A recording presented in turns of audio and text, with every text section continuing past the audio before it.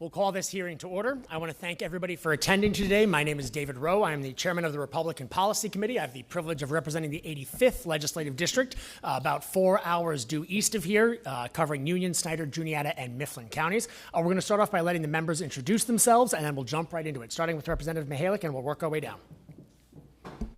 Good afternoon, everyone. Representative Mihalik, 40th Legislative District, Allegheny and Washington County, and welcome to the 40th Legislative District.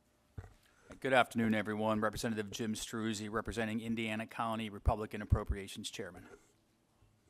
Hi, everybody. Thanks for coming. My name is Jamie Barton. I serve in the 124th Legislative District, serving Schuylkill and Berks counties. Valerie Gatos, 44th Legislative District, and that's the Pittsburgh Airport area. Good afternoon, everyone. I'm State Representative Robert Ledbetter, representing the 109th District, serving all of beautiful Columbia County. Good afternoon, everyone. My name is Joe Hogan. I represent the 142nd District in Bucks County. Hi, Brian Rosal, 56th District in Westmoreland County. Hi, Stephanie Shalaba, representing the 12th Legislative District in Butler County, north of here, Cranberry Township, and the mother to a darling, lovely 5-year-old, almost. Tim O'Neill, 48th Legislative District, just south of here in Washington County. I want to thank all of the members profusely for making the trip out here. It's a beautiful day to be indoors, but I want to thank you guys for your commitment. I also want to give a special shout out to the Peters Township Community Rec Center for sharing their space. This is a fantastic space to hold a hearing. I want to thank you guys for your hospitality. I also want to obviously thank Representative Mihalik, not only for her leadership on the issue, but for taking the time to host this hearing. It's a lot of work goes into pulling these things together. I want to thank Rep. Mihalik and her staff. So I want to kick things off, Representative Mihalik, with some opening remarks from you. I appreciate the opportunity, Chairman Rowe. I think that, first of all, welcome to Peters Township. I live about 5 minutes away from here, and it's such a great opportunity when your colleagues get to come and actually see your hometown, and I think it goes well beyond the benefits of the hearing, but to just have that exposure. So we appreciate what Chairman Rowe does and his entire staff traveling the state and getting that exposure to other members' district, because I really think it helps when we are in Harrisburg to understand where everyone's coming from. Why did they vote a certain way? Well, you've been to their district. You might have a little bit of an idea. So we appreciate your hard work and traveling the 67 counties of the Commonwealth of Pennsylvania constantly and on an even larger number of issues. So I was asked to conduct this policy hearing on childcare, and I couldn't think of a more loaded topic right now. The fact is the state of childcare is in a state of crisis, and there are so many concerns that go across the board, from affordability to quality, or the kids actually learning while they're gone for the day, workforce issues, high turnover, low pay, staff ratio issues, over-regulating these industries, the STARS program. Is there childcare available in your area? And of course, we're still feeling the effects of COVID in this industry, like so many others. We have very seasoned testifiers today to talk about all of these things, and I'm glad to add an additional testifier. Last time the policy committee came to my district for a hearing, I actually had a testifier not show up, so today I'm adding one on to make up for the last hearing. So we'll be excited to hear just the broad range of issues and how we as policymakers can actually combat those issues. I don't think at the end of the day any one bill or any one proposal is going to solve it. I think this needs a comprehensive approach, and that's why we're here today, is really to just to have a conversation about all of this. And before we get the lay of the land from the provider's perspective and from the other testifiers we have lined up today, I thought, okay, well, I'm a mom of 3. I think it would be beneficial for me to share my experience with the committee and with the folks out there that are watching, because I know that thousands of women all over Pennsylvania can certainly relate, and probably a lot more than that across the country. I actually did try to sucker one of my mom friends, a couple of my mom friends, into coming, and they're like, okay, you want me to take a day off of work, pay for childcare to come and talk about how childcare kind of stinks right now. I'm like, okay, fair point. Never mind, I get it. And I was thinking, okay, well, if I were going to testify today, what would I talk about? What were the biggest challenges for me before my children were school aged? And it certainly was affordability and availability. And I think you'd hear that from any mom right now. If you went outside here and found a mom, they'd say it's expensive and it's hard to come by. So even though it's a mom's perspective, it's not just a mother's problem. The lack of access to quality, affordable care affects everyone. And the fact is, right here in Pennsylvania, we're losing billions of dollars every single year, not only in lost earnings, but just in terms of economic impact. In addition to the childcare crisis, we have something else going on, another crisis that goes hand in hand with this issue, and that's the workforce crisis in this country. We're well below pre-pandemic levels of our workforce. We have more jobs than workers, lower birth rates, and again, I think this is all interconnected. We have lower population growth, aging population, and changes in workforce participation, mostly for women, and particularly in that 25 to 44 demographic. And it's even worse for women that have children ages 0 to 5. So for my job, there were 0 paid days for recovery from childbirth, and there would be $0 left if we were to pay for full-time childcare. So I actually had my husband dig out some of our old budget spreadsheets. He's saved them for 20 years. I'm just really sad, but those are the things we hold on to in my house. So my take-home pay as an ADA in Allegheny County, and I don't remember what year this was, like 2010, 2011, something like that, it was $2,333 a month. That's what I got after taxes. That was my available income. We started pricing out childcare, and for full-time childcare, it's $2,400 a month. I'm all about girl math and everything, but that math doesn't math. That was my entire paycheck. But it turns out it didn't really matter because there were wait lists, some of them a year, some of them 2 years. So I couldn't even get the childcare that I couldn't afford because of these long wait lists. And last I checked, the pregnancy was only supposed to be 9 months. It feels like years. I know we have someone with child now, especially in the summer, it feels like years. But the reality is the wait lists are longer than the actual pregnancies, which is sort of crazy when you think about it. So I got on one of the wait lists, and just to be super personal today, since I'm oversharing, I ended up miscarrying the baby.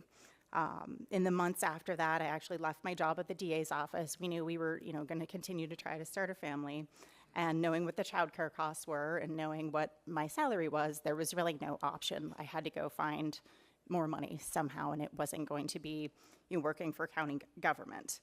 And I got a call, and I'm sure there are thousands and thousands of women that get this call when our number came up on the wait list, and you get to explain to the daycare center that that baby was never born. So super fun experience there, and like I said, I'm sharing because I know there are other people in my shoes, and I think it's important for all of us to really understand what families are going through right now, whether you have a family of your own and you've had some of these experiences, you don't have a family, or you had one a long time ago before daycare was really, part of the equation. I think it's just important to hear it and hear it from all these different perspectives. So fast forward, my kids are 13, 12, and 9. I have no idea how we even got here. It was hard, even with more money. It's very expensive to raise a child, and I know that's factored into people just having less kids these days and delaying starting a family. And I think that's we're going to continue to see this play out on a national scale, because I think it's really harmful to our country when we've created a situation where people don't want to have to start a family, or they're priced out of starting a family. But that is, our reality. And just when they get to school, you don't actually get relief there, just so all of you know, because school sometimes can let out at 2 or 3. If you have a regular job, you still need a couple of hours. And we were lucky, being in this district, there are plenty of options, and we had some expenses there for extended day services, so they would stay at the school, and care is provided by usually a third-party company. And I know that's not an option everywhere, but we were just really fortunate to pay a whole large sum of money every month so that our kids were cared for until we would both get home from work. So DHS, and this is a national number, they consider childcare affordable if it costs no more than 7% of a family's income. And there is not one state in the nation where that number exists. Right here in Pennsylvania, it's between 11 and 15% of a family's income. So you kind of have to make a decision. And I know that, you know, countless friends and, you know, colleagues that I've come in contact over the years, other moms in the community, you have to make a calculated decision at some point. Like, okay, if you're lucky and it's only 15%, you're factoring in transportation costs. I have to buy clothes. I'm going to be expected, you know, to eat lunch out here and there. You're actually making the decision, is it too expensive for me to work? And a lot of women are making that decision. A couple 100,000 of them made it just this year. So we are pricing families out of the workforce, and I think that's really bad in terms of our overall economy. I think that, you know, us as policymakers, we should be looking for ways for families to thrive and not just survive. And I feel like I was just surviving for many years until I was able to not pay for childcare. Now I have kids' sports and, you know, football dues, and had to take my daughter for a last-minute physical so she could try out for volleyball yesterday, and that was $200. Like, there's always something that's going to be there, right? But in terms of like your entry point, you're starting a family, I think we're in a really bad spot, and I hope today's discussion can help guide the legislature into how to solve some of these really, really big issues. So we'll turn it back over to you, Chairman. Thank you, Representative Mihalik. I think that personal touch is exactly why we are having this hearing, because it does impact people in a personal way across the Commonwealth. I also want to recognize that we have a very fierce advocate for the children of Pennsylvania. She is actually online with us today, Chairwoman Kate Klunk. She is the Republican chair of the House Children and Youth Committee. Representative Klunk, thank you for being here. I'd like to give you a minute for some opening remarks, if you'd like.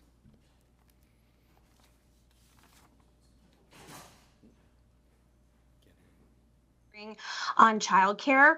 It is incredibly important. I'm the Republican chair of the Children and Youth Committee. It's very important that we hear from our providers, from those who are actually providing this care in our local communities, to understand what your challenges are, what's working, what's not working, so we can take those issues back to Harrisburg so that we can advocate for you on behalf of the House Republican caucus when these regulations come up for review here, probably in the next year or so, hopefully sooner rather than later, and so that we can come up with policy proposals and legislative fixes to some of your challenges.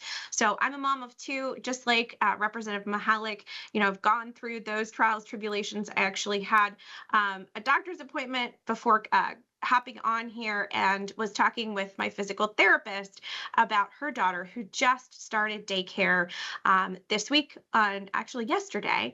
And she actually, when she got pregnant, she put her daughter on the wait list and was unable to get her in until just this week. And so her daughter is now almost 6 months old. So that, you know, do the math. It's definitely an issue that we need to tackle to make sure that parents have those options available, that they are affordable, and that we are removing those barriers that are holding you guys back, those providers that are in the room, from providing that care to our families and our kiddos. So thank you so very much for joining us. Can't wait to hear your testimony, and hopefully try to work together to make childcare work for our families here in PA.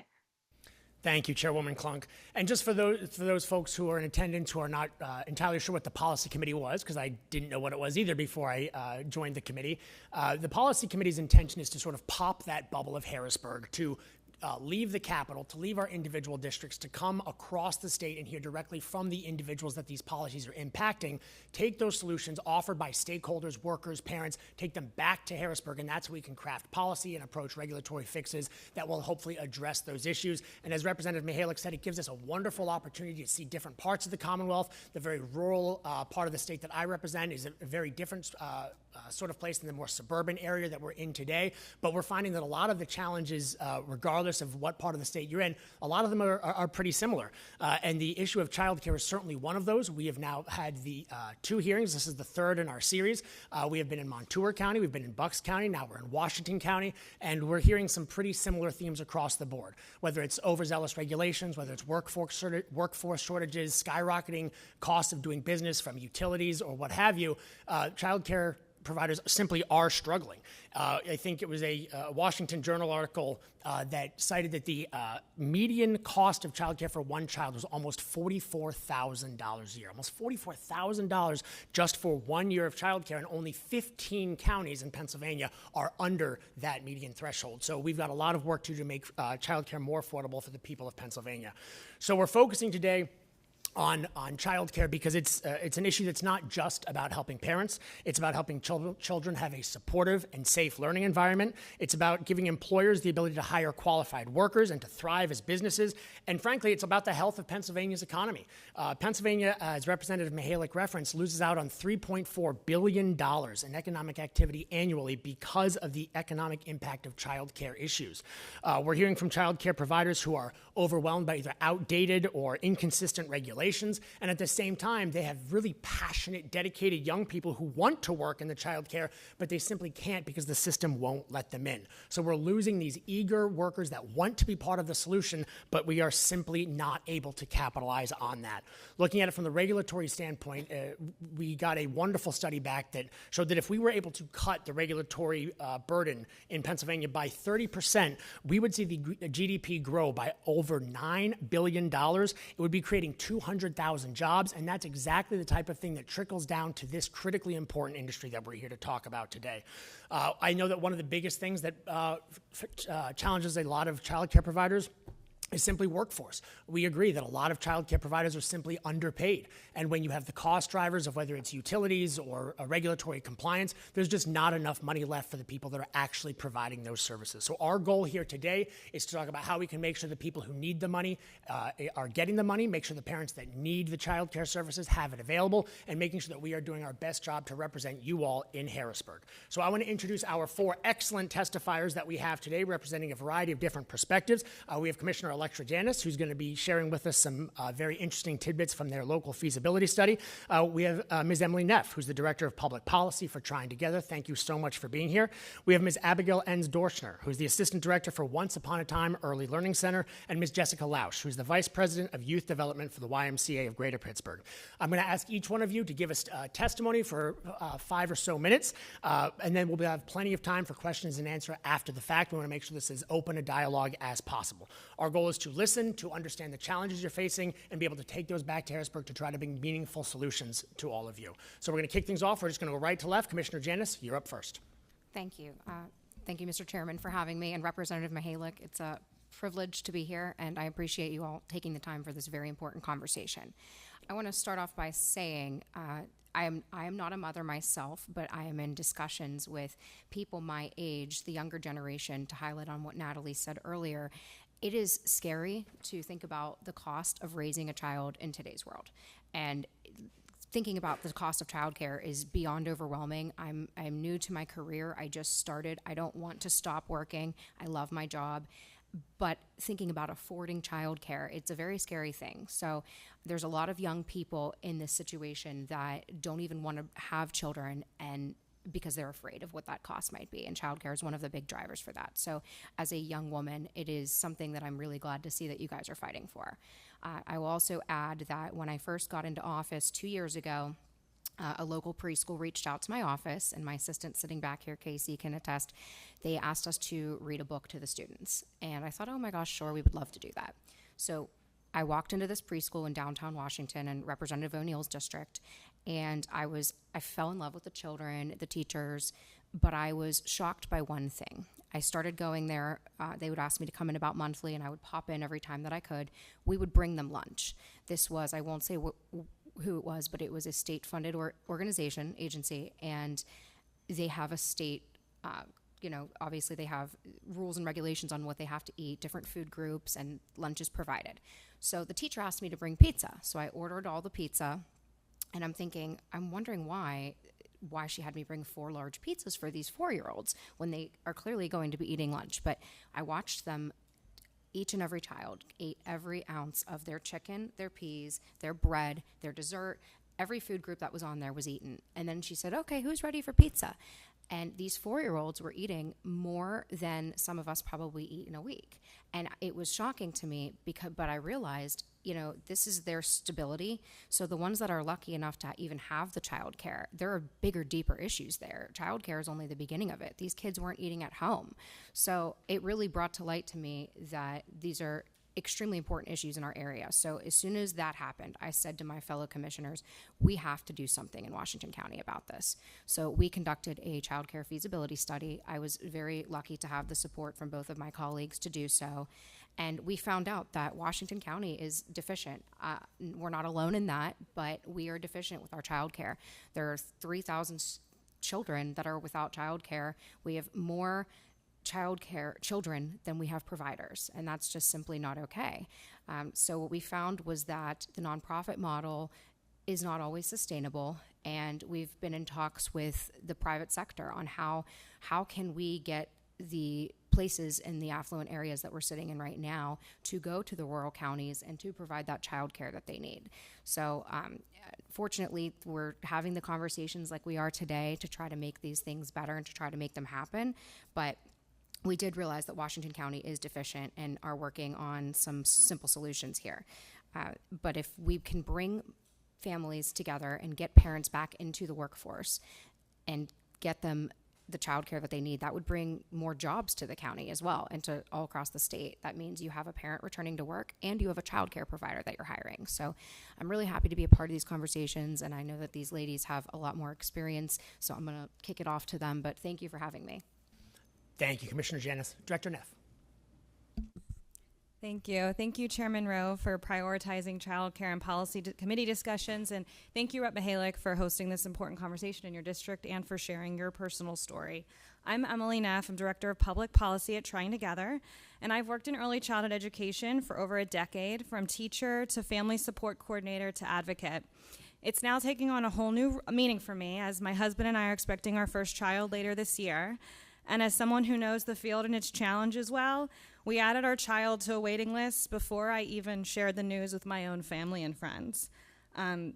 Trying Together supports high-quality care and education by providing advocacy, community resources, and professional growth opportunities for the caregivers and educators in young children's lives. And we are a principal partner in the Start Strong PA and Pre-K for PA campaigns. Here in Pennsylvania, families rely on a mixed delivery childcare system. This includes faith-based, for-profit, and nonprofit programs, which supports parent choice. Early care and education is a complex market and system that's mostly private pay from parent tuition, with many families paying as much as their rent or mortgage. And while Pennsylvania provides income-eligible families with public funding through child care subsidy and state-funded pre-K, there is still a great deal of unmet need for families, and the reimbursement rates do not cover the full cost of care at early learning programs. Child care certification regulations require programs to meet basic health and safety standards to protect Pennsylvania's youngest children. Adult-child interactions and the relationships between teachers and children in the classroom are truly the corner of high-quality care and education. Ratios allow children to be adequately supervised and enable classroom teachers to meet the needs of each child. And this is so the benefits of high-quality care and education and the investments can be fully realized. Does anyone here have experience with a 3-year-old? I know many of you do. And thinking about all the emotions they go through in a day. Now imagine being solely responsible for 10 3-year-olds, all developmentally at a slightly different age. You're helping them learn their letters, use the bathroom, probably still changing some diapers, transitioning to lunch, nap time, outdoors, and on repeat for up to 10 hours a day sometimes. And that's day after day.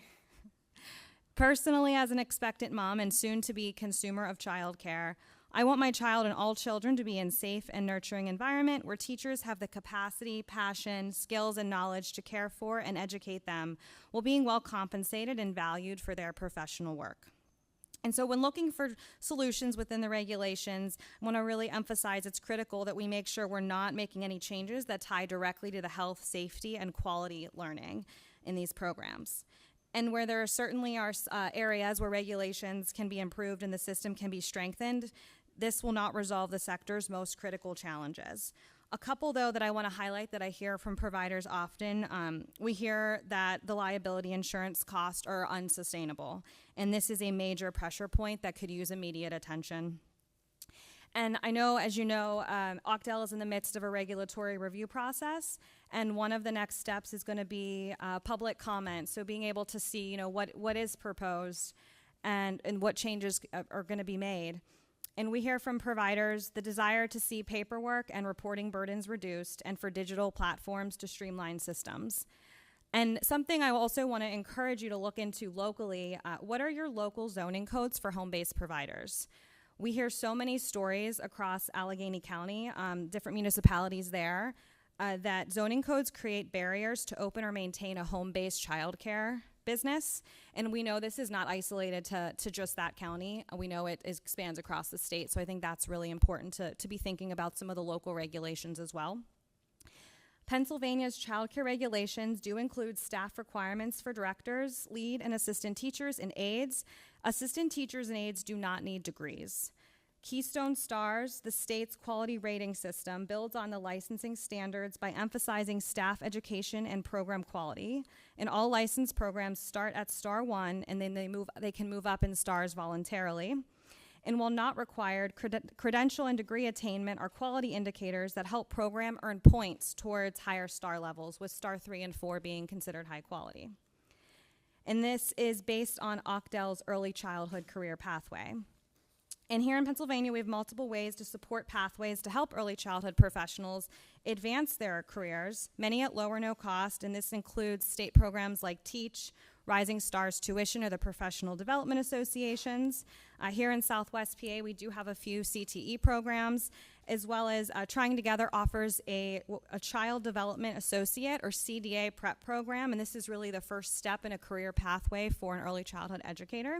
And Carlow University works with many educators across the region to earn their bachelor's degree through their apprenticeship program while they're working in a classroom.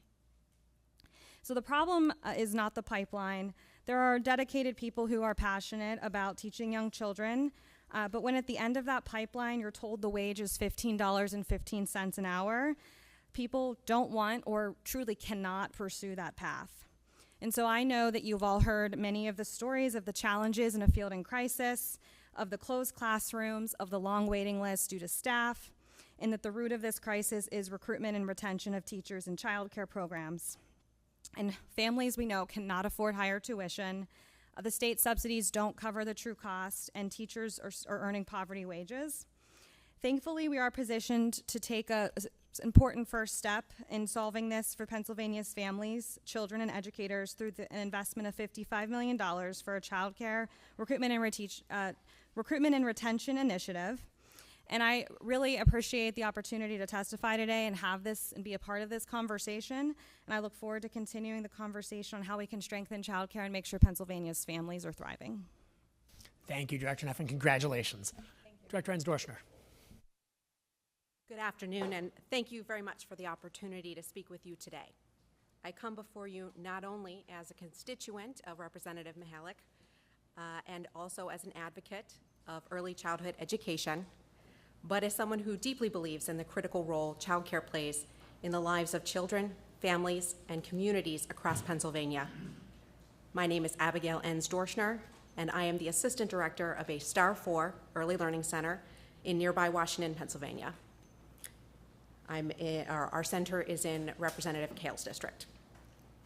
I have worked in early learning for nearly 20 years. I used the TEACH scholarship to earn my master's degree in education.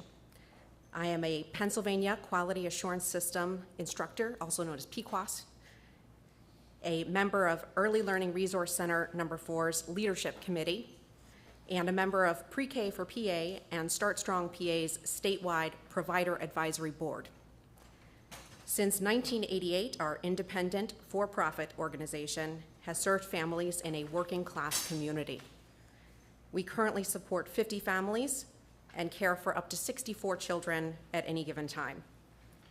Like many programs across the state, we are committed to providing safe, nurturing, and developmentally appropriate care to every child who walks through our doors. But we are facing an unsustainable challenge. early childhood educators are entrusted with an awesome responsibility to keep young children healthy and safe, to serve children with diverse needs and abilities, to screen for disabilities early when we can make the most difference in terms of early intervention, and to deliver all of this with the same care and intention we would want for our own children. And at the same time, we are expected to do this for wages lower than you might offer a Friday night babysitter. At our center, we operate with 12 dedicated teaching staff. These are people who have chosen this profession because they care deeply about children and believe in their potential. And in just the past 2 months, we've lost 3 of them. Not because they wanted to leave us, because they had no economic choice. They were recruited by a nearby center in Rep. O'Neill's district, a more affluent area, one that can afford to pay them an additional $1 or $2 per hour. That's the difference a few miles can make. 88% of the families at our center qualify for some sort of financial assistance. That might be child care work subsidy or the Pennsylvania Pre-K Counts program. Despite our best efforts, despite cutting costs, tightening our belts, in every way we could find, we have been losing money for the last 9 months, every month.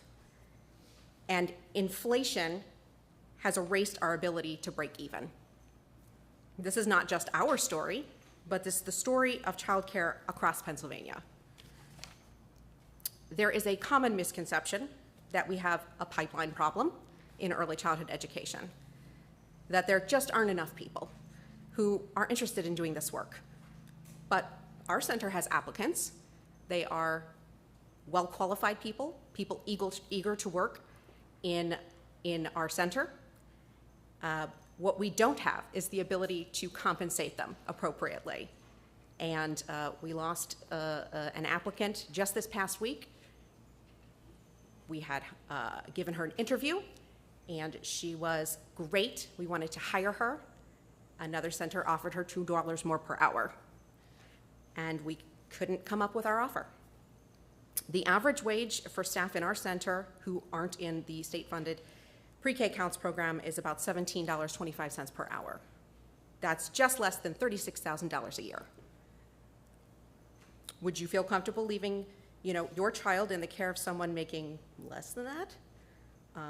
Would you feel confident that person could stay in that job for a long time, earning that wage, year after year?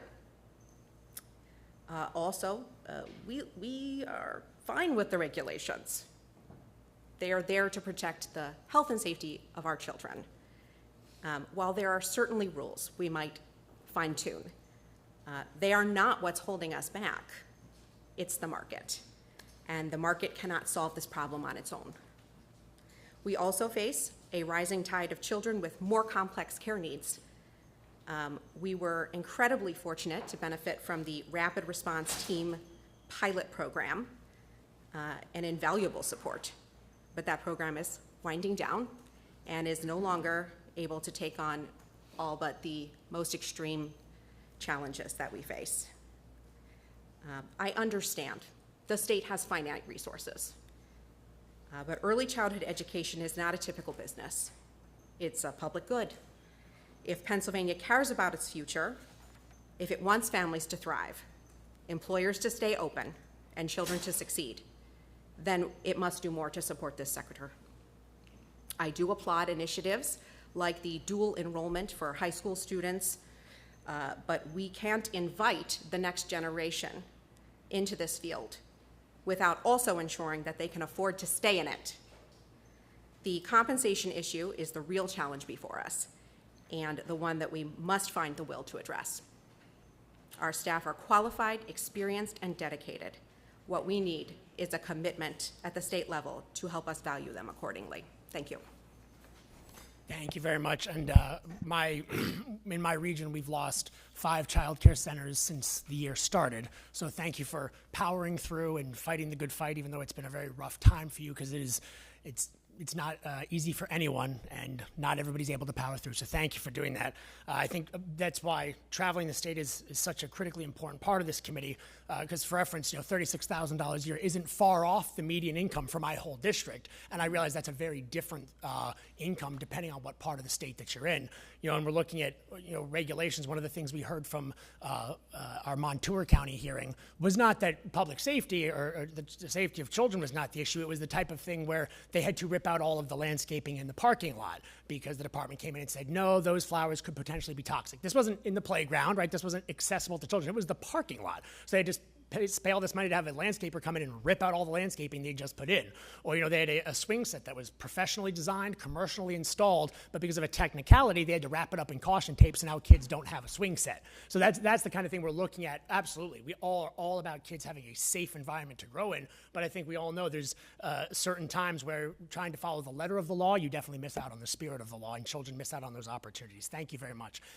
Director Lausch, you're up. Vice President.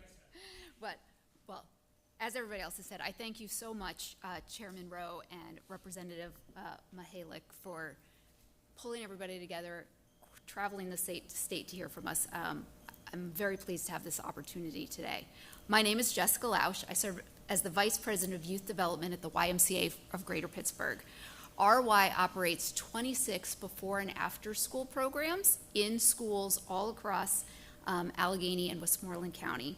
We also have 15 summer camps during the summer, and we have 3 full-day early childhood centers that we operate as well, serving hundreds of families in our region. And as you've stated so eloquently, childcare isn't just a service. It's a cornerstone of our economy, and for working parents, access to affordable, dependable childcare is essential for maintaining employment, supporting economic recovery, and ensuring workforce participation. Yet despite the overwhelming demand for this, we are limited in our ability to expand or even meet the current needs that our families have, sometimes due to regulatory and workforce constraints that make it harder to serve more children. We recognize and appreciate the work of OCDEL to modernize these regulations, but as you know, it's been taking a very long time, and there are a lot of things that I think can be done now that could help us immediately. I'd like to highlight a few areas where targeted reform could make a significant difference. And as you mentioned, when you start kindergarten, your need for childcare doesn't necessarily end. And that's where I really want to spend a lot of my time talking about the after-school programs that operate in physical schools and are very different in their needs than a full-day child care center that is serving your toddler for 10 or more hours a day. These are after-school programs that generally operate maybe for 1 or 2 hours in the morning and 2 to 3 hours in the afternoon. We are physically in the cafeterias, in the gyms, at the schools where your children attend. We are doing homework help. They are going outside to the playgrounds, playing in the gym, and then we're doing enrichment activities, things that allow the older children to mentor and help the younger children, doing STEM projects, doing, literacy, and things that just interest the kids and let them be kids in this after-school time. So with that, the regulations, though, that we have are nearly identical to the same regulations that are for a full-day early child care center. So some of our biggest problems for me are staffing challenges, because I'm looking for people who are available and interested in working 3 hours a day from 3 to 6 in the afternoon. And right now, in order to work in that environment, you have to be at least 18 years old and have graduated from high school with a diploma. So this requirement eliminates one of the best populations that I could hire, which are high school students from the same school districts as the families that I'm serving. At the YMCA, we run all these summer camps. Many of them are unlicensed because they happen in community parks and places that are physically not able to be licensed. And we follow best practices from the American Camping Association, and we hire students as young as 16 years old. We train them really well, and many of these 16 and 17-year-olds are some of the best staff that I've ever worked with. They are full of energy. They are able to connect with the youth in ways that a lot of our other adults aren't. And while they're there, they learn transferable job skills. If you can wrangle a group of 8-year-olds and keep them safe and happy, you can really do anything, is my opinion. And many of our high school students have told us that they've decided to pursue degrees in education and special education because of their work with the YMCA. Other states, including New York, New Jersey, Maryland, West Virginia, and Delaware, already allow high school students to work as supervised aides. So again, they would never be without another qualified person supervising their work, but they're able to count in ratio and work directly with the youth in that way. If we could do that as well, it would give us more staff, shorter wait lists, and potentially more pipelines for future teachers. Another barrier I have in hiring staff for a 3-hour job per day is that you're required to either have the degree or have at least 2,500 hours of experience working directly with kids. And to do the math for you, if you work 3 hours a day, every day of the school year, it will take you almost 5 years before you hit that requirement that would say you are now qualified to work with a group of kids in an after-school program without having somebody directly supervising you at all times. When we go to hiring our directors, I think the qualifications that are required for somebody who is a director of an after-school program is very different than the qualities you're looking for in a director for an early childhood program. I like to give a story. One of my best staff members has a bachelor's degree in marketing. He has been a coach all his life. He's been a camp counselor. He really realized he loves working with kids, but his degree is in marketing. So he came, he worked with us, he has a lot of experience, and he went through the Pennsylvania school-age credential program. And that did allow him to get more college credits, but he's still 8 college credits short, and it cannot be recognized as a director under the current rules. He is the best person for this job. He's not who I would hire to run an early child care center, but for an after-school program and a summer camp, he's the right guy for the job, but he doesn't fulfill the narrow credentialing box. Also, talking about ratios and facilities, the current ratio is 1:12 or 1:15 for a school-age child, and it can be very restrictive. Many of our kids are in schools where they're used to being in a ratio of 1:25 or sometimes even more. And I'm definitely not saying we should go that high, because there are many times where the 1:12 or 1:15 ratio is the right number. But looking for a little bit of flexibility and really understanding that some of our older students need some more flexibility as well. Older students aren't allowed to walk right outside a room and get a sip of water from the water fountain by themselves or use the bathroom. They have to be escorted with a whole group of people and be supervised the entire time, which is totally different from what they're allowed to do during their school day. Similarly, as you said, the playground rules are often different, and they'll prevent us from using a playground that is safe for the kids to use till 3 o'clock, but come 3 o'clock, we're not unable to use the playground because it didn't meet some of the specifications. And then there's even the small hurdles that I've heard talked about too, like requiring wet signatures on every document and duplicating fire safety paperwork that's already on file can consume money and time that could be better spent developing enriching programs for our kids. So in conclusion, as we've said, we see how childcare supports this workforce. And when we can't accept children into our program because of unworkable staffing rules, outdated ratios, or facility red tape, families lose these opportunities and employers lose workers. Safety and quality are non-negotiable, but with thoughtful regulatory reform, staffing flexibility, and reliable timely funding, we can both meet the growing demand for childcare and strengthen the Pennsylvania workforce. On behalf of the YMCA of Greater Pittsburgh, I thank you for your time and for your consideration for these changes. Thank you very much, Vice President Lausch. It's reminiscent of another person we heard from who she was trying to promote one of her staffers who had worked at the facility for 17 years. This woman had worked at the facility but was not eligible to be the director. But somebody could walk in off the street having never worked there with the right qualifications, and they could be the director, right? But you work with kids for 17 years and you aren't eligible to be the director. These are the types of things that we're trying to hammer out. So thank you very much, all of you. That was fantastic information. We're going to turn it over to the members for questions now. Members might have questions for you guys individually. Feel free to chime in if you've got something to add. You're not obligated to answer every question, but we're definitely here to learn from you, so feel free to chime in. We're going to start things off with Chairman Jamie Barton. Thank you, Chairman Rowe, and thank you all. Thank you for your testimony. And I got a chance to speak with some of you right before just to say hello. And moreover, thank you for your ministry. I think what you do is somebody said that child care is not just a service. It's not. It's truly a ministry. It's our most precious resource, isn't it? I might get your name last. Is it Enz Doshner, Miss Enz Doshner? Did I get it close? Very close. Okay. One of your comments you mentioned was we don't need less regulation.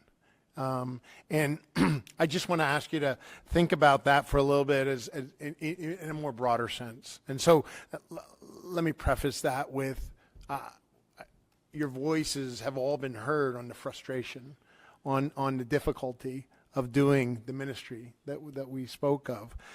But if we think of regulation in a broader sense, electricity bills,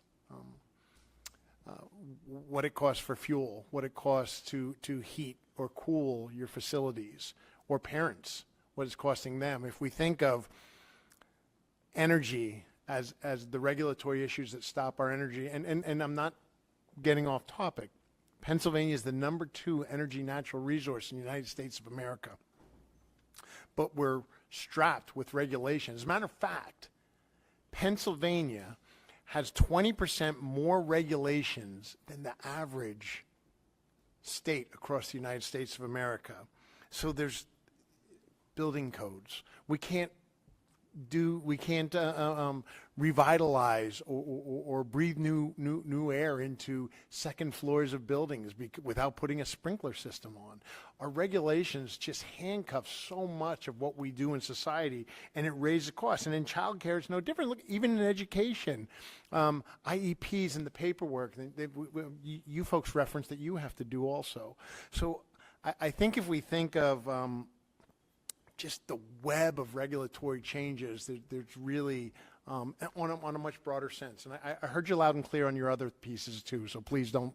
I'm not discounting any of that. But I really believe that we should think of the regulations. Of a lifeguard in Pennsylvania is 16 years old, right? And what I mean, think of a lifeguard. Now, they're not educators, right? But they could be people that choose to get into a young person, a 16-year-old could choose to go into secondary education. And how do you do that? Well, let's get some experience. We talked about having experience.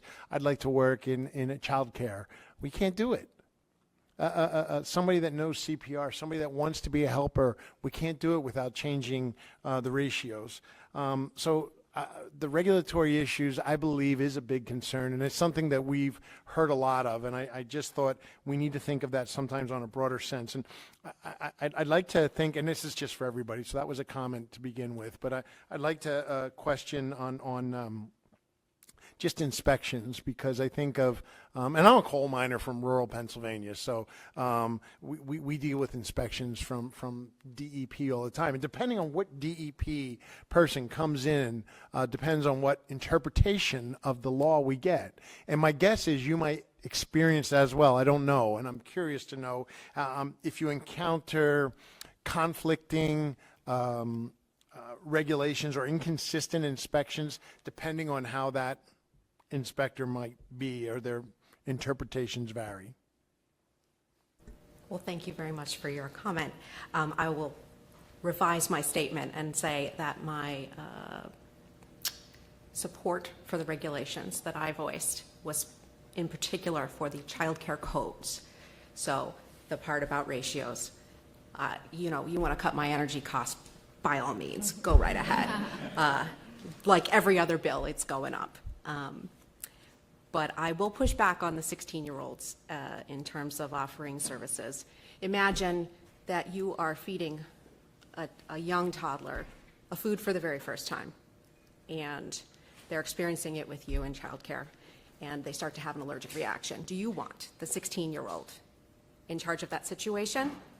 I'm so glad that they can be a lifeguard. There are many things you cannot do at 16, and I would support retaining them at 18, not 16. In terms of inspections, we tend to have the same inspector for a year or 2 or 3 years. You get to know what they're looking for. From inspector to inspector, yes, there is some variation, but also from year to year, there is some variation about what inspectors are looking for, what has come up during the year that is a new safety concern based on things that have happened that year.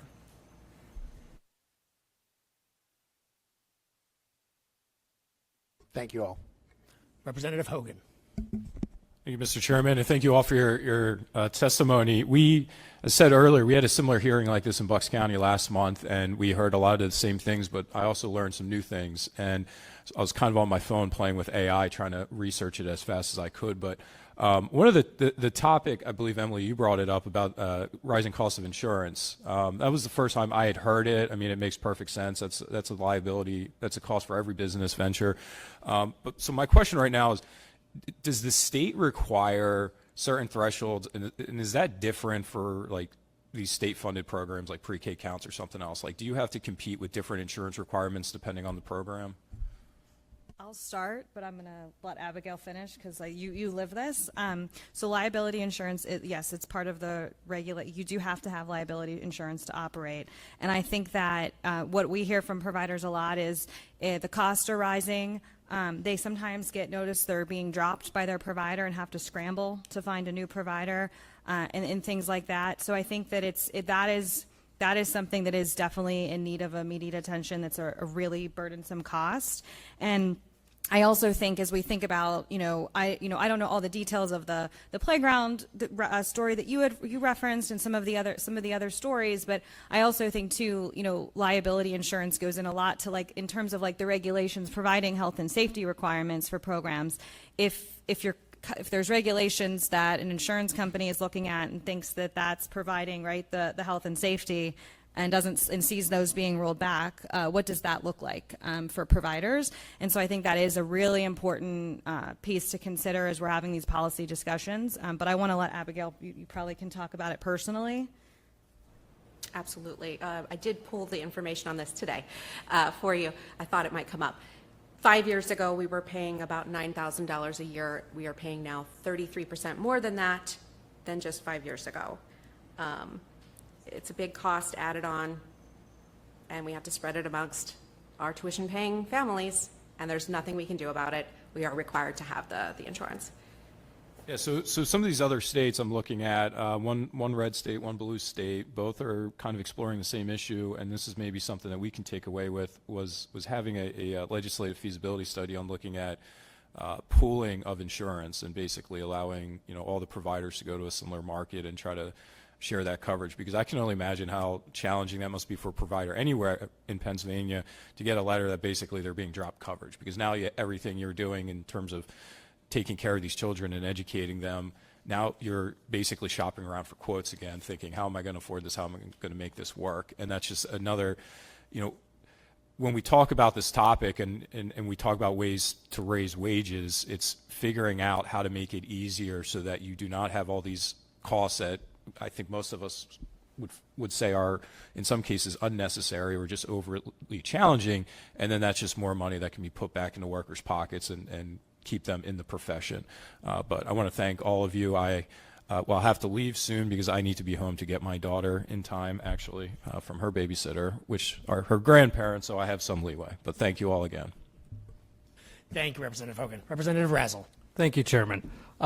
And I have to say, Representative Hogan, you had a very good question because it was my question on insurance. But this is something that hits home for me. I'm a dad of 3 kids, 4 years old, 3 years old, 22 months old, and I'm married to a very talented woman who can't fulfill her career potential because we can't find daycare.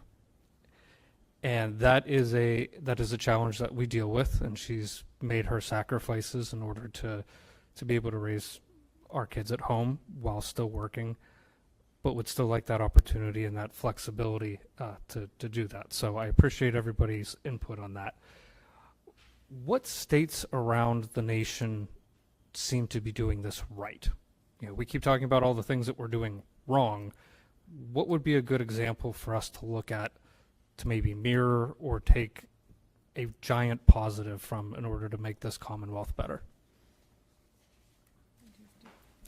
So I think there's many states. I know there's 18 other states, red, blue, purple, who are doing have investments around the workforce piece, as well as looking at other, not just that, but looking at other, pieces of the puzzle to help strengthen the child care system. I think there are, New Mexico comes to mind of a state that really has thought about holistically how to really focus on those, getting the demand, like the costs down for families, making sure the workforce is compensated.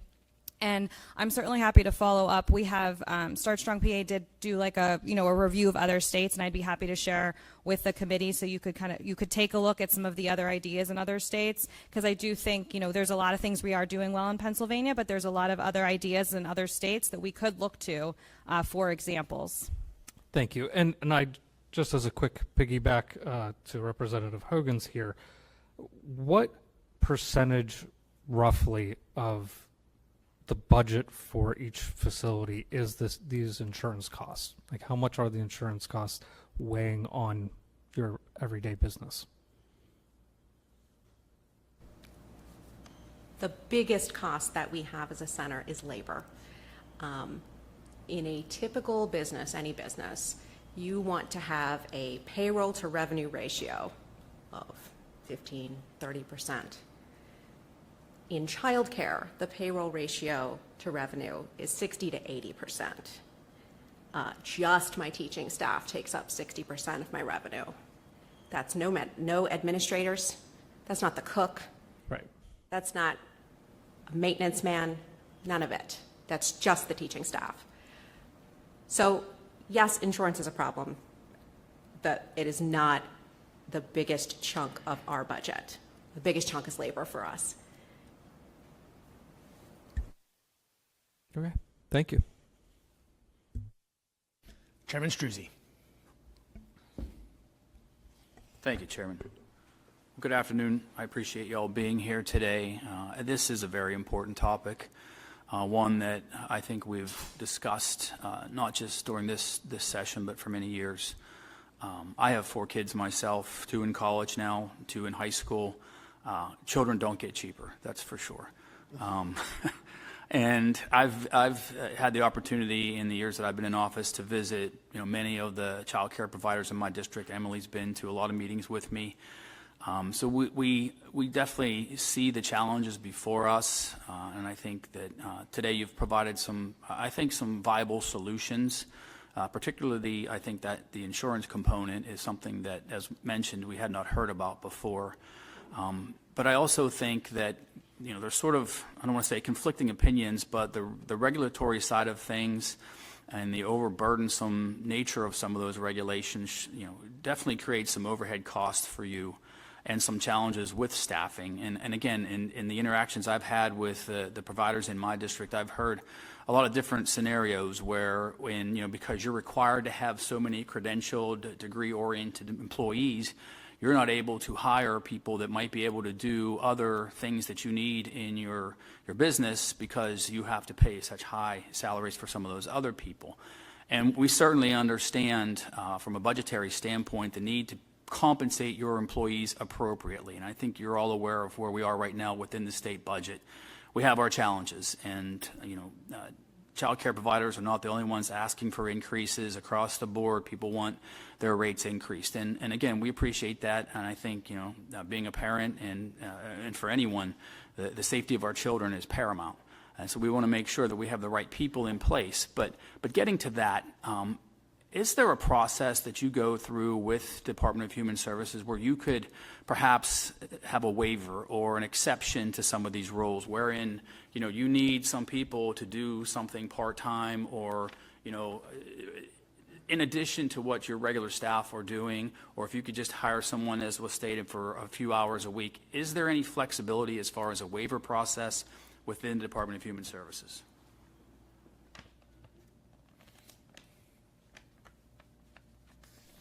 Not really, no. There are waivers you can ask for, but they are not something that are given easily or freely. So like I said, I really advocate for having a totally different set of regulations around who the best staff are for school-age children versus at an early child care center, because the point that you make about, first foods and this and that in a 10-hour-a-day program are just so different than the skill set that I'm looking for, and I hire for both. And so, as you were saying, the regulations for me are much more burdensome in the school age, where I see such easy solutions that we can fix so many of the problems. And the other beauty of it is a large organization like the YMCA, we then can make money off of our school age programs because our ratios are higher enough and they're short enough. And those funds help me subsidize the early child care programs that just don't, because of, as you said, the 80% staffing costs. But I'm lucky that I come from a very large organization, and that's part of our business model. We're a nonprofit, so we say if we can make some extra money here, it can help us support the programs over here that we know aren't able to make money. So that's why I'm also just really saying we've got some easy wins, I think, with the older school-age children that can, at least in some cases, help support some of the challenges that we face for the early childhood centers. But I don't disagree with anything that you've said about the challenges that we face in our 3 early child care centers. And if I could just add too, when we're thinking about like the staff qualifications, so we have, as I started to kind of touch on, and I don't want to go down too far the rabbit hole, but just there are the child care certification, child care licensing certification regulations, and within those there are qualifications, to be a director, to be a lead teacher, which is known as a group supervisor, to be an assistant teacher, known as an assistant group supervisor, and to be an aide within the regulations. But then there are also, if a program would want to move up in their STAR level, there are optional pathways of where they would look at to help an employee increase their degree. Within STARS that is different from the regulations, and they build off of each other. And so I do think too, when we're looking at that, I think it's really important to look at, what's it say in the regulations, and then what are some of the optional pathways a program might have to like look and say, we need to have, 25% of our, staff who are, at a CDA or above, right? And so I think that is more of a STAR standard versus what's in the regulations. And I think sometimes when a provider, there's providers, working to maintain their license, working to maintain their STARS, sometimes that can get the two can get conflated. And so when we're looking at that, really having a clear idea of like what's in the regs and then what's in the STAR standards, and like how we're supporting programs to meet those basic health and safety standards, and also be able to then move up in quality and support and retain staff who are high quality through those career pathways. I appreciate that. This is a very complex problem, and as has been stated, we have been talking about this for many years. And all of my children went through some sort of pre-K education, which I think was foundational. It helped them know how to learn when they got to kindergarten. And I think we can all agree that that's something that every child should have the opportunity to take part in. And as we continue to talk about public education and opportunities for all students, regardless of where you come from or how much money you have, I think there's been some discussion about this, and I'm curious to hear your opinions, that perhaps the pre-K component should be part of your actual K through 12 education. Do your school districts your school districts offer any support for what you're doing? Is there any discussions about, using actual teachers to help with pre-K education? Is that a model that you've heard of? I know, maybe Emily, you were in some of those discussions that we had in Indiana County, and it wasn't an actual pilot program, but it was something we were kind of talking about, as if that we all understand the importance of pre-K education. Shouldn't it be part of the overall education structure for students and children and their families? I'm curious your thoughts on that, if we should be looking really at reinventing the whole model of pre-K education building into kindergarten.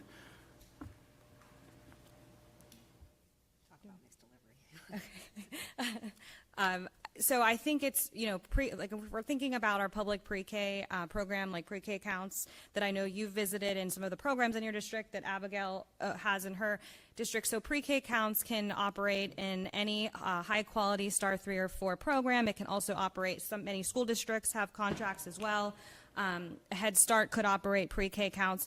And so I think what Abigail said to me is talk about mixed delivery. And so I think what's really important is we should really be thinking about the continuum of education from birth to grade 12, and what does that look like, and how are we, the way we look at K-12 as a public good, and how we're investing in the birth to 5 space, because we know children don't just show up on day 1 of kindergarten and that's when they start learning. They don't show up even at pre-K, and that's when they start learning. We know that they start learning, the moment they're here, right?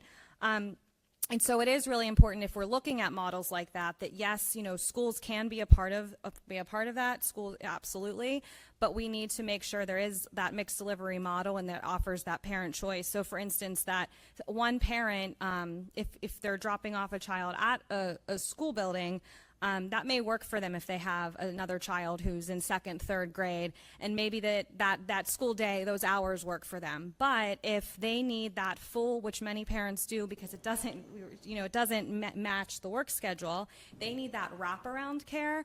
That's where a child care program comes in. So, when Abigail's program is offering that pre-K counts, those parents might drop off that child before the pre-K counts day starts and have that wraparound care. So I certainly think we want to talk about all those options and how we can really think about, pre-K and how it's part of that system. But we have to also think about the birth to 3 as well, because oftentimes, losing pre-K could put a lot of community-based childcare programs out of business if it would all go to the school. So it's just really important that we can absolutely think about that as an approach, but also keeping in mind that it really has to be a birth to like grade 12. We have to think about that. We have to think about our infants and toddlers and those costs, both for the programs and for the families using those services. All right. If I could jump in on that, Representative, I'm glad you brought that up, and thank you for your points there. I actually went to Upper St. Clair High School, which is in Allegheny County, and there's a very similar model there. As a junior in high school, there was a class called Child Care 1 and senior year Child Care 2. They were optional, and you would elect to take them. I took them both and loved them both. But what that is there's a teacher in the high school teaching those classes, making sure that the high school students, are getting the education that they need, but the students are actually the teachers for the preschool. So it was a really great model. I know a lot of friends that I graduated with actually went on to become teachers and realized, I do or don't love preschool. It was a great way to learn if that's something you want to continue doing, but also the parents and the kids loved it. It was a great thing for the community. You gain babysitters and other childcare providers by doing that, making connections. And I just thought it was a really great way to engage the kids and to have that, the wraparound care, as you mentioned, is an issue, but there were a lot of connections that were made for both the students, the parents, the children, and I know that it now has a 3-year waiting list. The program seems to be going very well, so I feel like these are discussions that we should definitely engage our schools in. Thank you. All right, well, I think I've taken enough time, Mr. Chairman, so thank you for that, and thank you to Representative Mihalik for hosting this hearing. Thank you all for being here. Representative Gatos. Thank you, Mr. Chair. First of all, I want to thank all of you for being here. I can't think of a more important topic than talk about all these childcare challenges that so many of my friends have, but yet it's such an important part of raising children and making them to be into good adults. So we're here looking for solutions, and I do appreciate some of your suggestions. And we talked a little bit about insurance, but we talked about that in the realm of liability insurance and business insurance. But my question to you is, how many full-time employees do each of you have? Can you? I did payroll this morning. We have about 15 altogether. It's not enough to form a medical insurance group. That's right. Because I get it from my husband and I don't need it, so, and that's, you know, if that's half our group, we just don't qualify to offer health insurance that way. And how about each of you? I represent a much larger organization, so I have a large team of probably about 25 to 28 full-time people. So we've got administrators. We try to have one full-time director at each of our early child care centers. And then when it comes to my out-of-school time programs, most directors supervise anywhere between 1 and 3 programs. And then in those, everybody else is part-time pretty much. In our early child care centers, we try to have a full-time lead teacher for every age group, and then everybody else is part-time. That's kind of the model that we follow. And I know our local YMCA, the Swickley YMCA, also has child care, and they have a number of employees there. And again, they're a nonprofit. And how about you, Ms. Neff? So our organization is more of an intermediary, so we don't offer any direct programs to parents and families. Like in terms of childcare, we really support the professionals. So we offer professional development, like through But you're a the nonprofit, CDA, correct? we're a nonprofit. Yes, and there are about we have 60 employees, and so we have a third of that is doing a lot of that quality work and supporting coaching, mentoring, and professional growth opportunities to really make sure that there's high quality and parents are receiving that. We also do a lot of community resources for families. So when you talk about the cost of workforce, that, when you talk about insurance as separately, you said that that's not a big portion, but when you add the health insurance in there, it's insurance in general, both liability and workforce, it's providing health care. And so I think I've introduced legislation to allow association health plans to enable, again, what Representative Hogan had mentioned from the liability standpoint, but to allow organizations to pool. And it affects not just small businesses who are in the same quandary since the Affordable Care Act came out and actually prohibited small entities to pool as well as nonprofits. It's really has been a real struggle for a lot of nonprofits. And so I highly suggest that we work towards allowing the healthcare and small organizations to pool. So the bill that I have is allowing association health plans again, which almost 30 some states already allow that to happen.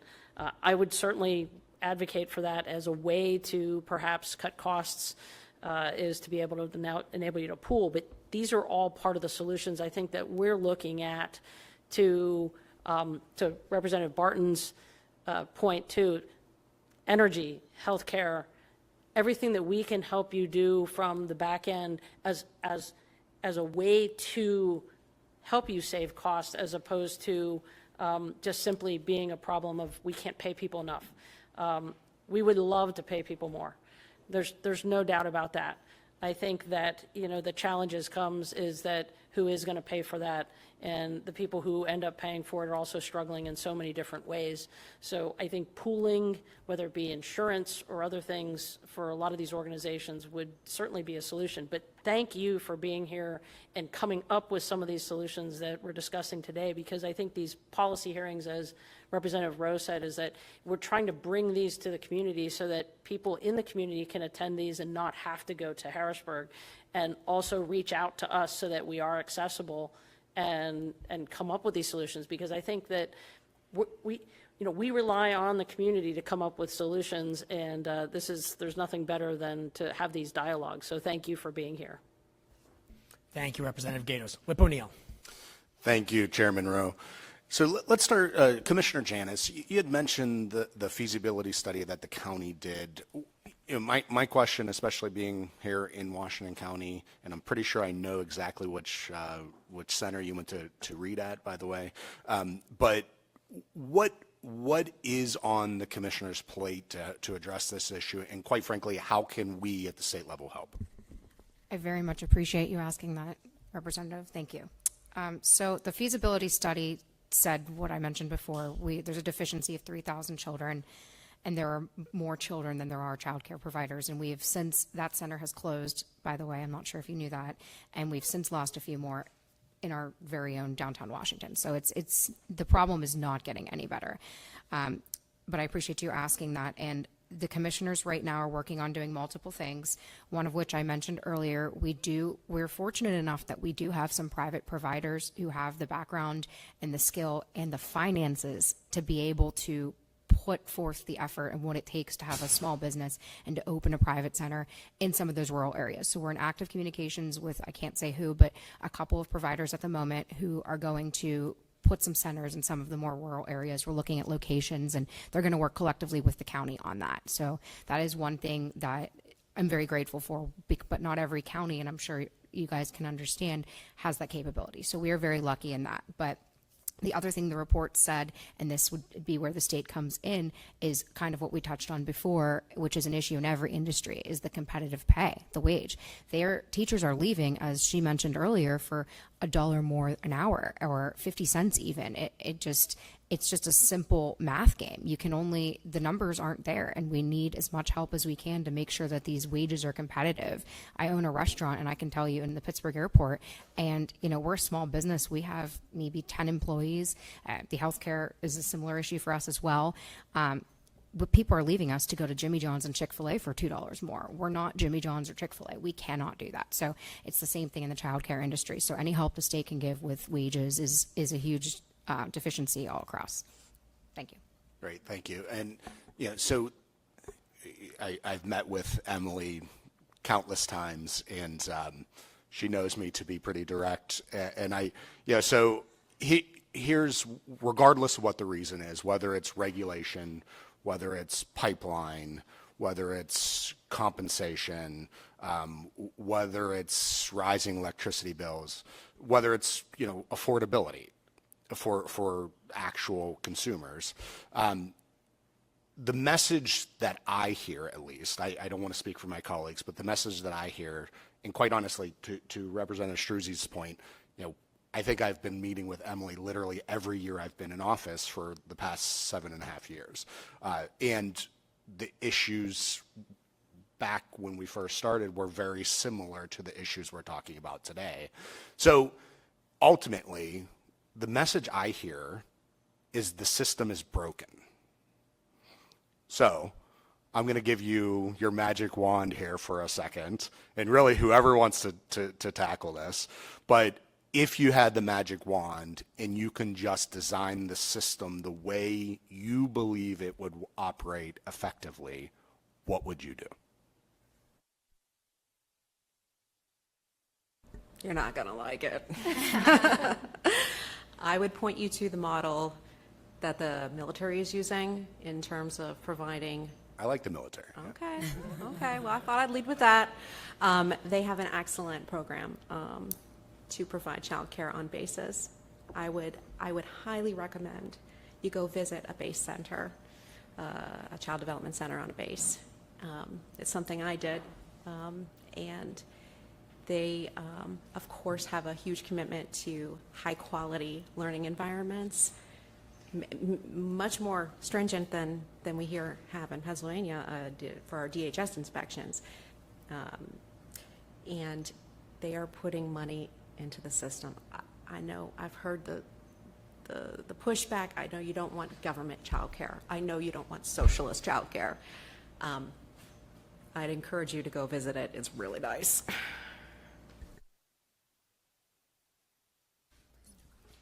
I mean, you might know what I'm going to say, but I really think when we think about this workforce, these are educators, and oftentimes I think some public perception is that they're just babysitters, they're just babysitting. I know that's not the perception here. But I think that, when they're compensated, on average $29,000 a year, and you compare that to a kindergarten salary, and they're doing the same job as a kindergarten teacher. There's learning standards. They're taking professional development, and it's the time where the brain is most rapidly developing in a child. So it doesn't add up, right? And so I think if we're thinking about the broken system, it's finding ways where the educators are compensated like their K-12 counterparts.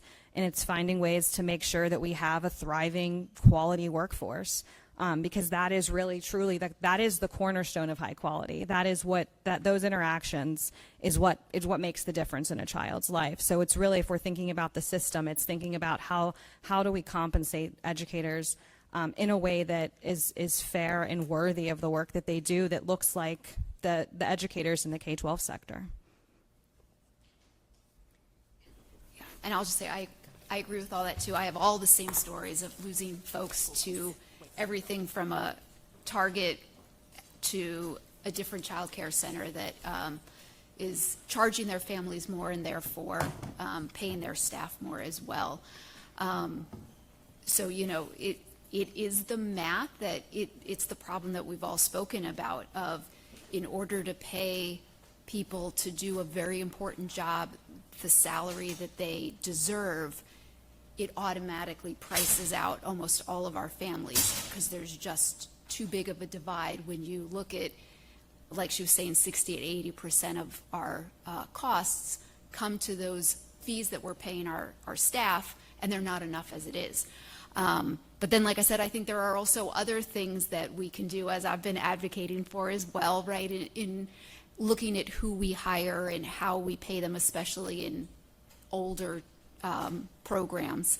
And with the YMCA and other groups, we've made lists of recommendations that we've shared with OCDEL with these changes in regulations that are coming, and we'd be happy to share those out with you in writing as well, so that you can see some of the other ideas that people within the YMCA have been thinking and talking about as well. Great, thank you. Thank you all. Representative Ledbetter.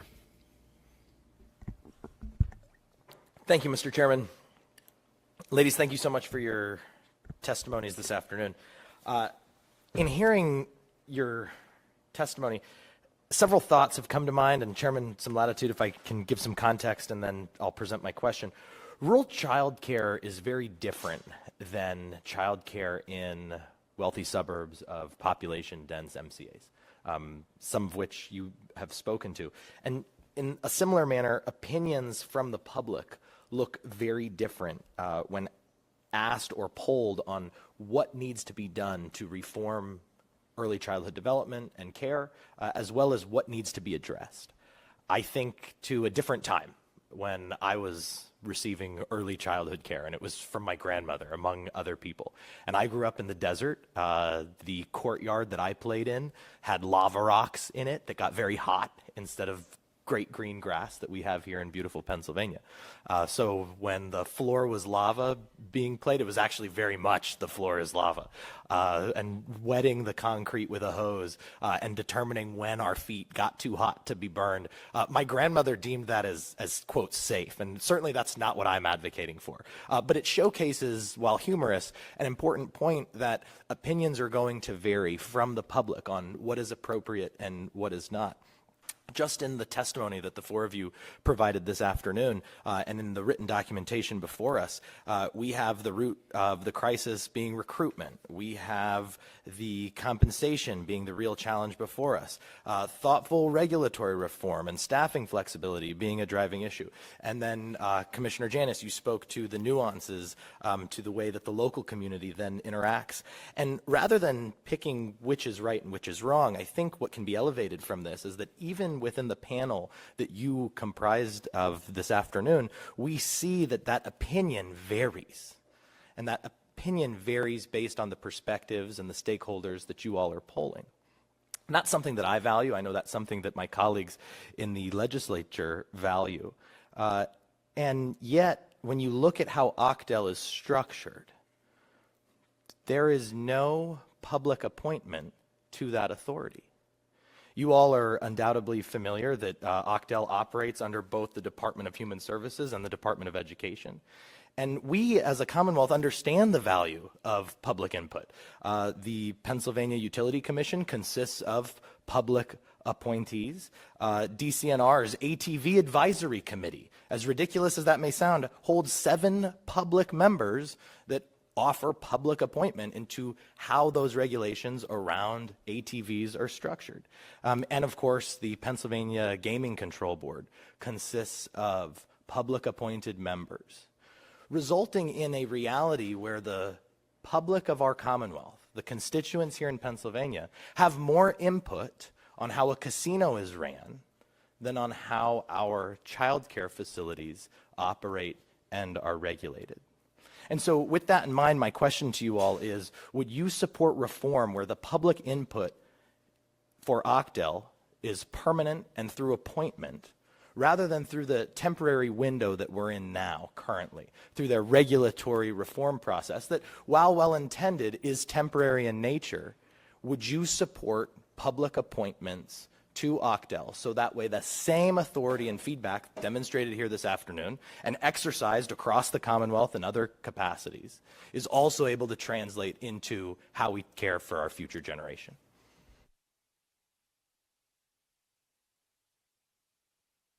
So this is definitely not a question I've thought about before. So I don't know if I really have an answer and would really want to think about it. I think everything that you raise about making sure that everybody's voice is heard when we're talking about it, and that's why I'm just so honored to be here today, because everybody has a story. And where I push back on you is, saying how different the stories are. I actually, what I'm hearing is the similarities, the through line, right? We all have similar challenges, and even our ways of solving it. I don't disagree with anybody else. I think we all just might say, this is my first priority, but that's all true too. It's not a either or, it's an and, or knowing that, money doesn't grow on trees, so I'm going to present with you something that I think we can solve easily without any money. But I won't lie, we also need more money, right? So it's not an either or, it's an and to me. And so my concern would be making a decision without knowing everything and making it become too political in that position. And not to interrupt, Vice President, simply we're asking if the value of the public input should be part of the process and how Ocdel is structured versus then just a temporary window that they're affording the Commonwealth currently. I mean, my gut tells me that, yes, having everybody's opinion on things is definitely helpful. How that goes about so that it doesn't become too political is where I would be concerned. But in general, the short answer would be yes, but I don't know completely the idea of what that would look like. So it's something I'll share is a couple of years ago, the Start Strong PA campaign actually partnered with Ocdel, and we did 13 listening sessions across the state. And so I do really value public input. I think that's something that it's at the heart of our work.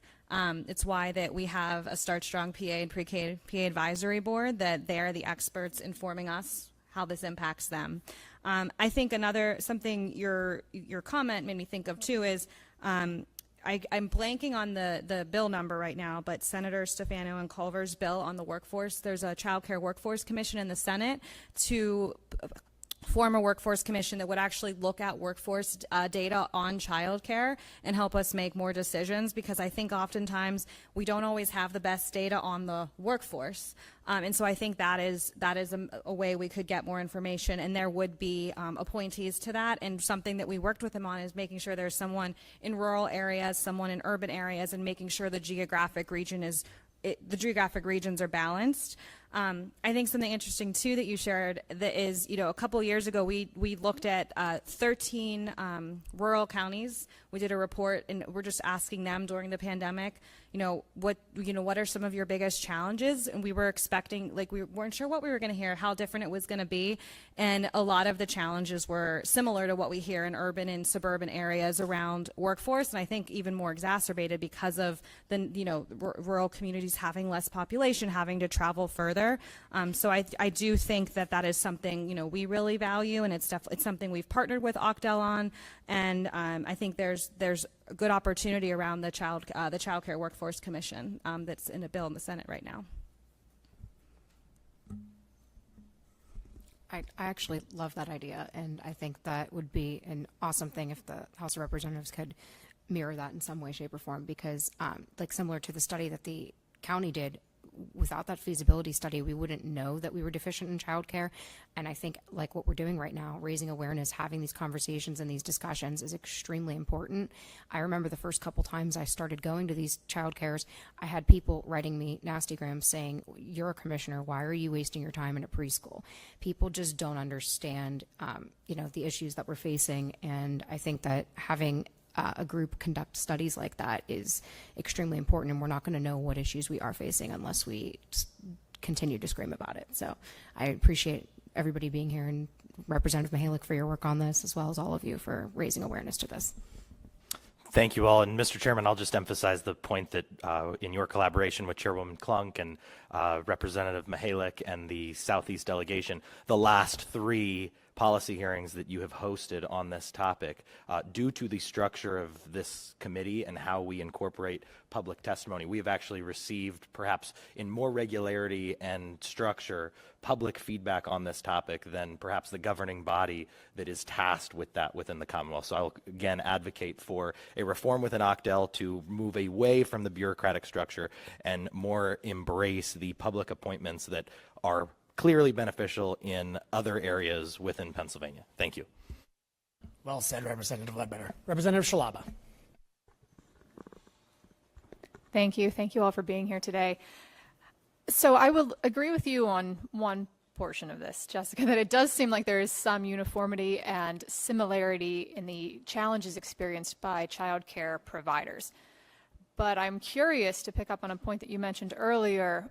It seems to me that the solution to a lot of those challenges cannot be cookie cutter, which should come as no surprise when we are dealing with developing children and different age groups.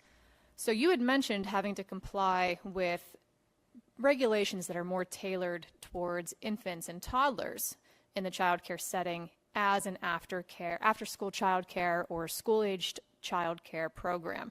Can you give me an example of one of those types of regulations that seem a little inappropriate with aged children or aging children, and then insight onto what you think a more appropriate solution would be? Sure. So, I mean, the big one that would help me the most is, like I said, if I could hire at age 16 high school students, that would help immensely. I could get rid of wait lists. My stress level would go down because I had to turn off my phone because as I was walking in here, this is our time of day where we are finding out if there were any call-offs and where our holes are and who I can move from this school that has an extra person and put them at another school. We spend so much of our time trying to fill the holes that is time that we are not using to build the enrichment programs, to train our staff to be better. It's where, to me, the largest quality is lost, is just that I'm spending so much time hiring and moving people around. So fixing that would solve a lot of my problems. But then some of the other little things kind of that we mentioned, we operate in a school, and so we've got kids that are used to school rules, and they're very good. One of my examples is we're in a gym or cafeteria, and 9 times out of 10, the bathroom is literally right out a double door, just like this one. And we have a ratio of 12-1. And so if I've got 24 kids in this room and 2 staff members, and a kid has to go to the bathroom, I have to take my 12 kids that I have in my ratio, and we all have to go across the hallway to go to the bathroom instead of letting an 8-year-old, a 10-year-old, a 12-year-old just walk to the bathroom and come on back. And ironically, down the hall, there could be a music program going on that's unlicensed, and you see the kindergartners walk in the hall doing whatever they want. Developmentally, we know it's the right thing to do. It's why as kids get older, we give them a little bit more freedom. We give them some tasks for them to be successful in, right? You probably remember or have your kid who comes home so excited that their teacher picked them in first grade to deliver something to the front office. and maybe they have a partner that goes with them. But those developmental milestones are really important. I would never advocate for a 2-year-old to go, well, I guess they're not using the bathroom on their own, but even the 3-year-old who's just learned to use the bathroom, I'm not going to advocate for them to go. And the rules would also be different if I'm on a field trip and I take my kids to the zoo. I don't want my 8-year-old go finding his way to the zoo. I'm going to now make sure we go as a group. So it's using a little common sense of like, when is it appropriate for an 8-year-old to just go across the hallway in their own school? And when is it appropriate for us to stay together as a group, because safety is still the priority? We had mentioned the playgrounds.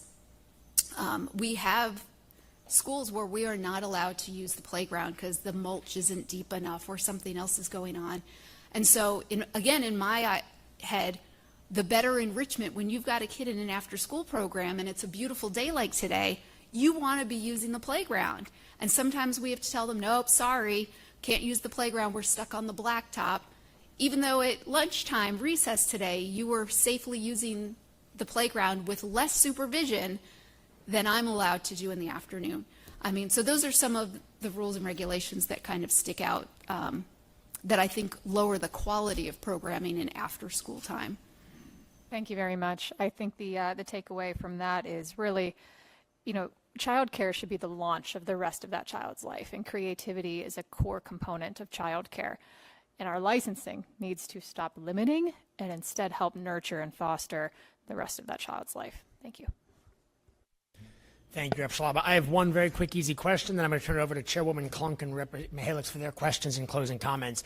But looking at that Wall Street Journal article I referenced early on, looking at the map of what counties out of those 67, the handful that are under that median, they're all predominantly rural counties. So whether it's, Commissioner Janis, the study, because I know there's suburban and rural parts of Washington County, or you're looking at from a holistic perspective view across the whole spectrum of the greater Pittsburgh YMCA, are there differences that we should be looking at between urban, suburban, and rural child care? Why is it that rural counties' costs are lower? Is it simply cost of living, or is it those local zoning restrictions that perhaps more relaxed? Is there a perspective that you can offer why those cost differences might be so stark between urban, suburban, and rural areas? Are you talking cost differences in like what childcare costs? Yeah, so just the median cost, the only counties that's under that $44,000 median are rural. Right. I think the child care market, when we think about it, it's parents, young parents who are at their earliest, lowest earning potential, right? So you're just starting out. So the market of child care is what the consumer can bear in those regions. So I think a lot of child care programs, they make it work and they charge what they can charge so that they are not, because if they charge too much, that parent's going to go down the road or across the county to find a different child care. So that usually accounts for, like, in the region, it's really just what the market can bear, which is families who are young families, some of just starting out in their careers. So I think that would have a lot to do with it. But I do think, like I mentioned, our work is across 10 counties in Southwest PA, so we work with suburban, urban, and rural communities. And the theme, remains the same. Parents are paying too much. They can't, they're paying all they can pay. Child care providers can't keep teachers in classrooms, and the child care subsidies in each of those regions don't cover that full cost of care, because those child care subsidies they're at the 75th percentile of that market rate. So you have your private paid tuition, and then you have the subsidy rate coming in based off that. And so that probably has something to do with it, of child care programs can only charge what keeps people coming to them. Well, thank you very much. I'm going to turn it over to Chairwoman Klunk for any questions and closing remarks. Thank you, Chairman Rowe, and thank you to our panel for joining us here today.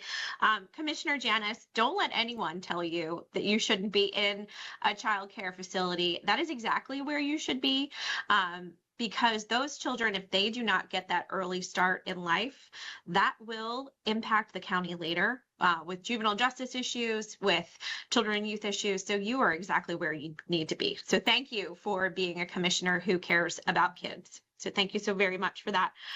Jessica, the why MCA, I've heard from my local YMCAs on these issues, so this was not new for me. But as I was sitting here thinking, and one of the other representatives asked about, well, what are other states doing?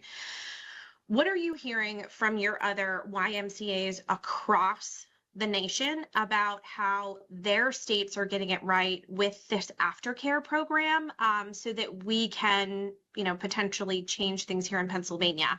How are they threading that needle, ensuring safety, but also ensuring that our children can thrive and have those opportunities to be kids? Thank you for asking that. That's a wonderful question of which I don't have a good answer, but I would really like some time to go back and get one for you. I work on a cohort within Pennsylvania, so I know a lot more about how, just like you do, how similar a lot of our challenges are within Pennsylvania, but I don't have a really good answer for other states. But that is definitely something that I can get access to and find some examples. So like I said, I know that there are other states that, at least in the school age zone, they are able to hire high school students, and they do have slightly higher staff ratios. Sometimes, like I said, I also want to say we don't want to go crazy, right? We all think when a teacher has 30 kids and no help, I don't think that's the best way to operate a program. But an example I give, we talk a lot about flexibility, and I believe it was mentioned, understanding kind of why the rules are there and when flexibility is appropriate and when it's not. Everything is black or white right now, and there's a lot of being able to trust the staff to sometimes make exceptions for limited times for good reason. So an example I give is, again, I'm looking for people to hire that are a good fit for a 3-hour-a-day after-school program. Our paraprofessionals are great fits, and we often find people who want to stay an extra 3 hours, and I'll hire a paraprofessional, but they're often on bus dismissal duty.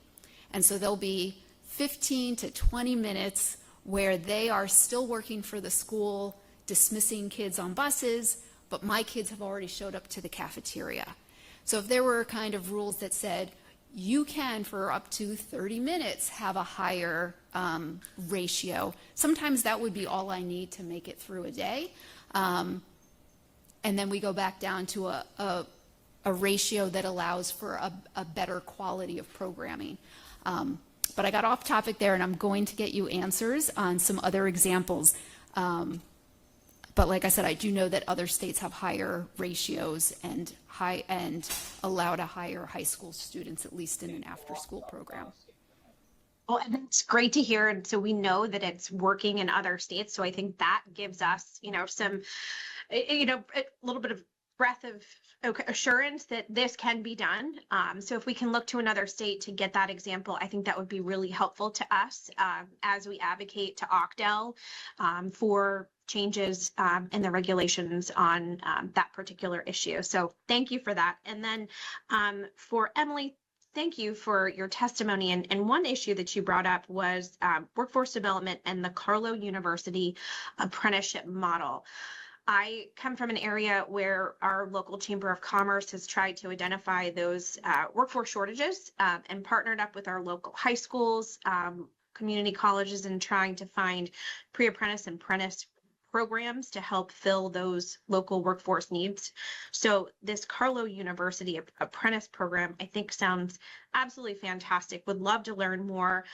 So if you can please, I know you have contacts with the committee, if you can get us some more information on that, I think that would be helpful to us, especially with Representative Hogan and Representative Shelby Labs with their dual enrollment program bill that they have, and figuring out how maybe an apprentice model might be able to fit into that, or potentially another bill on a pre-apprentice and apprentices in this area. So thank you. Yep, happy to do that. Thank you, Chairwoman Klunk. Representative Mihalik.